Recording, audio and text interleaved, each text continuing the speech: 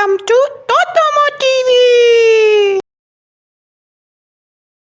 آج ہم آپ کو سٹوری سناتے ہیں ایک ایسے شہر کی جہاں پر روبوٹس اور انسان مل جل کر رہتے تھے۔ یہ شہر بہت خوبصورت تھا اور یہاں پر سب ایک دوسرے کی بہت مدد کرتے تھے۔ ایک روبوٹ جس کا نام یوسف تھا وہ سب کی بہت مدد کرتا تھا۔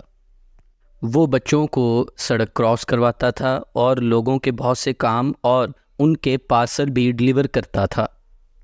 ایک دن یوسف کو سڑک پر ایک لڑکی ملی جو رو رہی تھی کیونکہ اس کا ٹیڈی بیئر گم ہو گیا تھا۔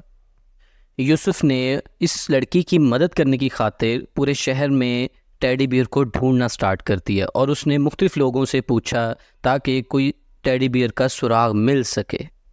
یوسف نے مختلف لوگوں اور روبوٹس سے ٹیڈی بیئر کے بارے میں پوچھا لیکن اس کا کوئی سراغ نہ مل سکا۔ اس نے ٹیڈی بیئر کو پوری مارکیٹ میں تلاش کیا لیکن نہ ملا۔ اس کے بعد اس نے پلے گراؤنڈ میں تلاش کیا، وہ وہاں پر بھی نہ ملا، اور پھر اسے آخرکار ایک پارک میں ایک چھوٹا سا ٹکڑا جو کہ ٹیڈی بیئر کا تھا وہ نظر آیا۔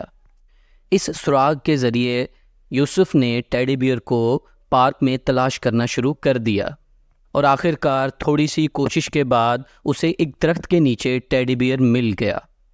یوسف بہت خوش ہوا اور اس ٹیڈی بیئر کو لے کر اس لڑکی کے پاس پہنچا اور اس لڑکی نے ٹیڈی بیئر کو دیکھ کر بہت خوش ہوئی اور اس نے یوسف کا شکریہ بھی ادا کیا۔